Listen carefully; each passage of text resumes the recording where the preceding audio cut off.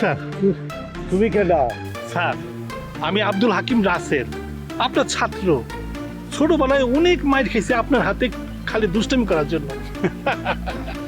Sir তাহলে তো আপনি আমাকে এলাকারই লোক স্যার। এই, তুমি বেশি কথা বল।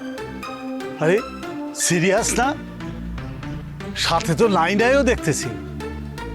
এরা কি করছে হাকিম? স্যার এই মেয়েটার বিরুদ্ধে অভিযোগ ওই ফকির নাকি সে পুকুরে ধাক্কা দিয়ে ফালাই দিছে মেরে ফেলার উদ্দেশ্যে। আর এই মেয়েটা ওর বিরুদ্ধে অভিযোগ করছে ওর মাকে নাকি বাইক চাপা দিয়ে মেরে ফেলতে চাইছে। আসলে কি জানো, যে এরা তো আমাদের গ্যালামেরই মানুষ। এখন এই বিষয়টা যদি থানা পুলিশ হয় তাহলে একটু গ্যালামেরই তো অসম্মান হবো। আমি বলি কি, তুমি যদি ওদেরকে ছাড়ে দাও আর আমি যদি দায়িত্ব নিই, তাহলে কি পারবা ছাড়তে?